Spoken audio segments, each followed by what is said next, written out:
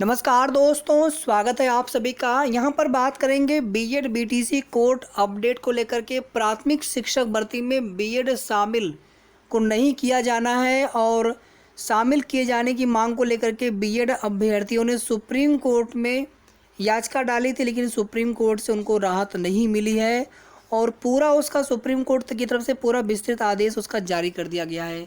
Super TET 2022 अगर हम बात कर लें उत्तर प्रदेश की, तो अगर यहाँ पर विज्ञापन आता है, हालांकि उम्मीद दूर दूर तक नहीं है, कोई भी ऑफिशियल आधिकारिक सूचना या फिर कोई भी ऐसे संकेत नहीं मिल रहे जहाँ से हम ये अनुमान भी लगा सकें कि सुपर टेट 2022 का विज्ञापन आने वाले 1-1.5-2 महीने में आ सकता है। लेकिन अगर ऐसा होता है तो क्या इसमें बीएड के अभ्यर्थी शामिल हो सकेंगे, इसको लेकर के बात करेंगे। वीडियो को आप बिना स्किप किए पूरा देखिएगा। साथियों, सबसे पहले तो यहाँ पर सरकार की मंशा देखिए शिक्षक भर्ती को लेकर के। प्राइमरी की वैकेंसी, चलिए उसकी उम्मीद है कि आज नहीं तो कल वैकेंसी आएगी। अपर प्राइमरी की तो बात ही नहीं होती है। बीएड को अपर प्राइमरी के लिए रखा गया था, अपर प्राइमरी की वैकेंसी ही इन लोगों ने ख़त्म कर दी है सरकार ने। तो फिर बीएड वाले छात्र ये परेशान होते हैं कि हम टीजीटी पीजीटी में कितना अधिक कंपटीशन होता है, सीटें बहुत कम होती है, तो हमें प्राथमिक के लिए मान्य रखा जाए। अगर सरकार यहाँ पर अपर प्राइमरी की वैकेंसी निकाले, प्राइमरी की रेगुलर वैकेंसी निकाले, कोई विवाद कभी होगा ही नहीं बीएड बीटीसी में। बीएड के सीटें भरनी है बीएड कॉलेजों की, तो वहाँ पे डीएलएड करने से कोई फ़ायदा नहीं है। इस प्रकार की वहाँ पे चीज़ें होंगी तो अपने आप ही एडमिशन बढ़ जाएंगे।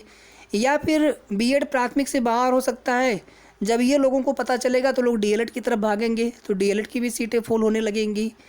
और बीएड और डीएलएड में जितने अधिक एडमिशन होंगे पर बच्चे पर 7 से 8 हज़ार रुपये सरकार को अपनी सरकारी फ़ीस मिलती है। तो ये इनकम यहाँ पर सरकार को होगी या फिर नई प्राथमिक शिक्षक भर्ती या अपर प्राइमरी वैकेंसी देने से होगी। तो बीएड बीटीसी विवाद होने से फ़ायदा किसको हो रहा है? सरकार को होगा। हम सरकार पे आरोप नहीं लगा रहे हैं, लेकिन हम सबकी यही पीड़ा है, हम सबकी यही मानसिक पीड़ा है। और अगर गवर्नमेंट इसको समझे तो बहुत अच्छा है।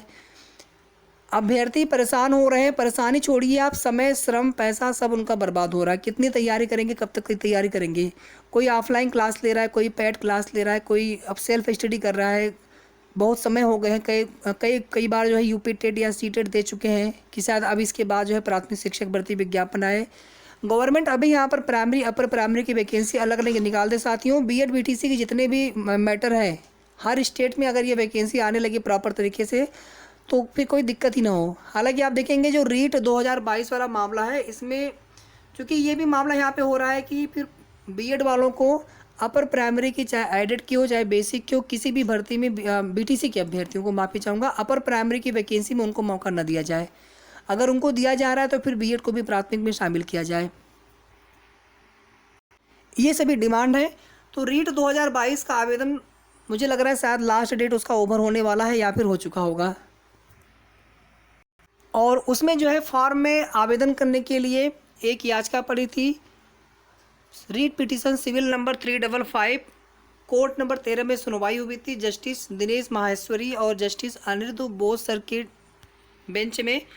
और यहाँ पे आप सभी देख सकते हैं मुकेश कुमार एंड अदर्स ये पिटिशनर हो गए और यहाँ पर रिस्पोंडेंट है the state of Rajasthan and others. और कोर्ट ऑर्डर आप यहाँ पर देखिए, upon hearing the counsel the court made the following in view of the judgment deliver by the high court in a bench of petitions led by DB. तो Rajasthan high court division bench से एक फैसला सुनाया गया था 1853 25 नवंबर 2021 को, जिसमें कहा गया था कि जो एनसीटी ने अधिसूचना जारी की है बीएड को प्राथमिक में शामिल होने को लेकर के, वह अधिसूचना अनलॉफुल है, अवैध है, गलत है। और उसी के क्रम में बीएड को प्राथमिक में न शामिल करने का आदेश सुनाया गया था high court division bench Rajasthan से, और उसको भी चैलेंज किया गया है सुप्रीम कोर्ट में। और उसमें कई याचिकाएं भी पड़ी हैं, सरकार की तरफ से भी स्पेशल अपील पड़ी है, एनसीटी ने भी अपनी स्पेशल अपील डाल रखी है। और अभी जो है नेक्स्ट हियरिंग डेट 19 जुलाई को होनी है, लेकिन उसके पहले यहाँ पर फॉर्म में आवेदन के लिए या फिर हाई कोर्ट डिवीजन बेंच के ऑर्डर पर स्टे की मांग की गई थी बीएड अभ्यर्थियों की तरफ से, लेकिन सुप्रीम कोर्ट की तरफ से कोई भी राहत नहीं दी गई है। एक यहाँ पर देखेंगे स्पेशली पिटिशन जो अभी हमने आपको बताया 20743 भी है, पहले से सेम यही मैटर डाल करके, जिसमें स्टे की मांग की गई थी Rajasthan high court division bench की, लेकिन वहाँ पर भी स्टे नहीं मिला। Claims of BEd qualification holders to appear in REET let notice for the final disposal भी issued in this writ petition. तो याचिका पूरी तरह से यहाँ पर डिस्पोज हो गई है, निस्तारित हो गई है। और जो यहाँ पर रिलीफ मांगा गया था पिटिशनर की तरफ से, allowing them to submit application forms and appear in the examination REET 2022 having regard the circumstances, यानी जो भी परिस्थितियाँ हैं, जो भी अभी की चीज़ें हैं, उसको देखते हुए यहाँ पर माननीय न्यायालय की तरफ से उनकी मांग को पूरी तरह से अस्वीकार कर दिया गया है, डिक्लाइन कर दिया गया है। और साथ ही साथ ये भी बोला गया है कि रीट 2022 की जो भर्ती होगी पूरी तरह से माननीय सुप्रीम कोर्ट के अंतिम आदेश के अधीन होगी, जो कि बीएड बीएसटीसी के मामले में अभी सुनवाई होनी है। हालांकि अब बेंच भी चेंज हो जाएगा। पीछे इसके पहले विनीत सरन सर की बेंच में मामला चल रहा था, डिवीज़न बेंच में, तो यहाँ पर भी अब बेंच भी चेंज होगी। देखते हैं नए सिरे से सुनवाई किस प्रकार से होती है। इसके अलावा आप सभी देखेंगे इलाहाबाद हाई कोर्ट ने कल आदेश दे ही दिया, नेक्स्ट डेट दे दी 14 जुलाई माफ़ी चाहूँगा। और यूपी टेट जो बीएड की यूपी टेट के प्रमाण पत्र है प्राथमिक वाले, उनके वितरण पे या उस पर जो स्टे है उसको बरकरार रखा गया है। और साथ ही साथ जो है एनसीटी से जो है यहाँ पे जवाब मांग लिया गया है कि एनसीटी यहाँ पर जवाब दे। एनसीटी की तरफ से कोई भी नई अधिसूचना जारी नहीं की गई है, तो पीएनपी ने कहा, ये पक्ष था सरकार का कि नई अधिसूचना आएगी तभी हम यहाँ पर कोई उस पर आगे जो है विधिक कार्रवाई करेंगे। और उसके पहले जो है अभी जो पुराना वाला आदेश है उसी को मान करके यूपी टेट को शामिल किया गया था। यूपी टेट में प्राथमिक में बीएड को शामिल किया गया था। साथियों, अगर यहाँ पर सुपर टेट 2022 की वैकेंसी आती है तो प्राथमिक शिक्षक भर्ती में बीएड के अभ्यर्थी शामिल हो सकते हैं। हालांकि वहाँ पे उसको चैलेंज भी किया जा सकता है, गवर्नमेंट की अगर मंशा होगी तो शामिल कर सकते हैं, क्योंकि यूपी टेट जो प्राथमिक बीएड जो नए अभ्यर्थी होंगे वे तो शामिल नहीं हो पाएंगे, क्योंकि उनका रिजल्ट ही रुका पड़ा रहेगा। लेकिन साथियों, फिर से वही बातें आ जाएंगी कि वो आदेश किस आधार पर आया था। वो आदेश आया था कि एनसीटी की जो अधिसूचना है बीएड को प्राथमिक में शामिल करने की, उस अधिसूचना को अनलॉफुल करार दिया गया है। उसी के आदेश पर यूपी टेट प्राथमिक बीएड वाला जो प्रमाण पत्र है उस पर रोक का आदेश आया था। तो फिर उस ऑर्डर को फॉलो करते हुए कहीं ना कहीं बीएड को प्राथमिक में शामिल किए जाने में संशय की स्थिति उत्पन्न हो गई है।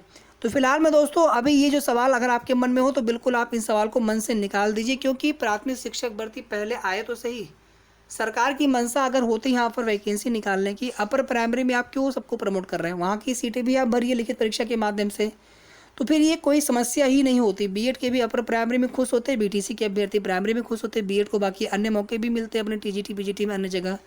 लेकिन यहाँ पर कुछ ऐसा बिल्कुल भी नहीं दिख रहा है। और आने वाले समय में भी साथियों बीएड बीटीसी में ही अभ्यर्थी यहाँ पर उलझे अभी रहेंगे फिलहाल में जुलाई तक। अगर जुलाई में मामला फाइनल हो जाता है तो उसके बाद ही हम लोग किसी निष्कर्ष पे पहुँच सकते हैं कि बीएड जो है प्राथमिक में शामिल होगा या बीएड प्राथमिक में शामिल नहीं रहेगा। सरकार प्राथमिक शिक्षक भर्ती विज्ञापन देगी उत्तर प्रदेश में, बाकी राज्यों में भी आप देखेंगे कि फिर माननीय सर्वोच्च न्यायालय का जो भी आदेश होगा वही आदेश हर जगह फॉलो किया जाएगा।